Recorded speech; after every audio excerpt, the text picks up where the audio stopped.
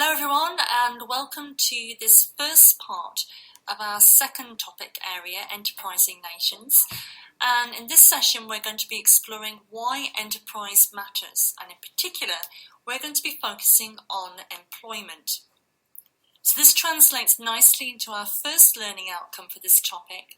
So by the end of the session, you will have examined the different roles that enterprise and entrepreneurship play in economic and social development.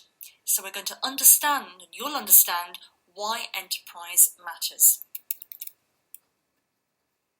So why does enterprise matter? Why is it so important to study, to understand, to promote, and to support? Well, there are three main arguments. First of all, enterprise is important in creating employment in small and growing companies. Secondly, it's important in stimulating technological change and innovation, reshaping markets, and stimulating economic growth and development. And finally, it's important because of its capacity to promote social cohesion and regeneration. So in this session here, we're going to focus on the first reason. Enterprise is important to create employment in small and growing companies. Okay, so job creation. We've got some data here based on the UK. What's interesting about this table is the latter half of the table, under where it says percent. There's three columns: enterprises, employees, and turnover. Now the bottom row refers to larger firms. In this context, we can define those as having greater than 50 employees. And you can see that less than 1% of all enterprises are large, with the majority of enterprises being microfirms, the smaller number being small firms. In terms of employees, though, again with larger firms, we can see that all enterprises, 63% of employees, go and work for a large firm. 17% work for small firms and 19% work for micro firms. Although the number of employees for micro and small firms is a lot less than for larger firms, they're still significant.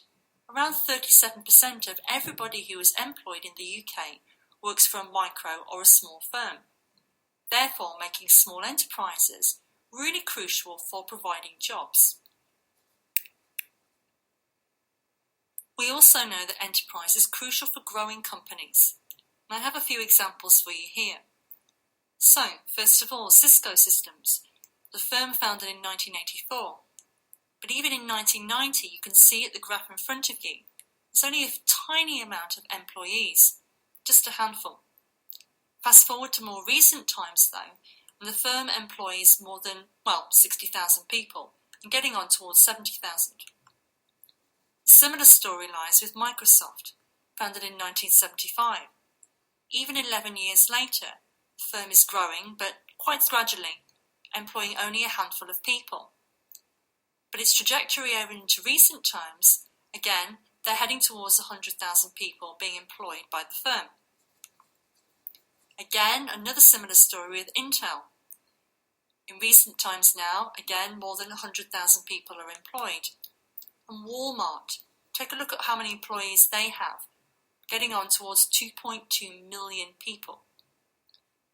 The point here, though, is that these are large corporations, but they existed originally as small enterprises. Now, for example, they employ huge amounts of people. So it's important to understand why enterprise matters from this perspective. Well, the research makes a similar point. A guy called David Birch, who was writing in 1987, wrote an incredibly impactful document that described job creation in America. He described different types of enterprises, thought it was important to distinguish between them. So he identified elephant enterprises. These are large corporations, large organisations that have huge amounts of employees, quite rich, but they can be also quite slow to react to markets. Mice enterprises, though, are those that are small, mum-and-pop type businesses. Remember in the previous session, we looked very, very briefly at an example of an ironmonger's in the UK. small mom and pop type business where they're small and they stay small, want to stay small. This is an example of a mouse enterprise or a mouse organisation. Thirdly, he identified gazelles. And gazelles are a very interesting form of enterprise. Gazelles are high growth enterprises. They consist of only 5% of new ventures in the USA. So between 1984 and 1987, David Birch said that these were a minority type of enterprise. However, they were also responsible for producing 77% of the new jobs, vital for job creation. So we can call these high impact enterprises. So Birch's research has been widely criticised. Remember, he was writing in the 1980s, which was a different economic environment as of today. However, his findings do still remain quite influential, especially at a conceptual level. Recent analyses clearly differentiate between startup and survival rates. These can vary from country to country. Furthermore, other research says that while the UK startup rates are relatively good compared to other countries, survival rates, and therefore job creation in smaller firms, are actually quite poor. Also, we've focused so far just on America and the UK. So what does the picture look like elsewhere? Well, let's take a look at GEM 2014. They identify that 4% of entrepreneurs are high growth. They create 40% though of jobs in small businesses. These high impact enterprises, or gazelles, they're more likely to start businesses to increase personal wealth. High impact enterprises are also more likely to work in partnerships, and they're more likely to internationalise.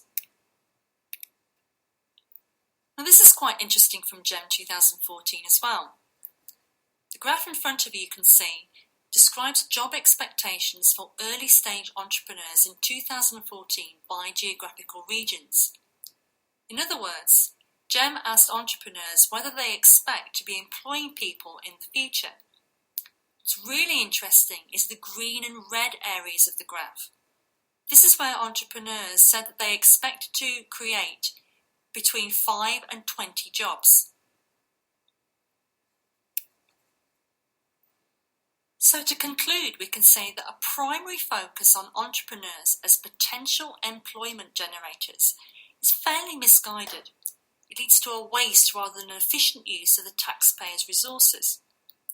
If startups succeed, then they appropriate all the benefits. The cost of the failure, though, will fall on taxpayers' shoulders.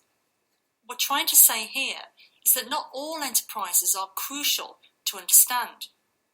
We need to understand how gazelles or high-impact enterprises operate, their characteristics and so on, to really encourage these, as these are the primary sources of job creation and growth. So, easy question for you. What is more important, startups or growing firms? Where should we be focusing our attention?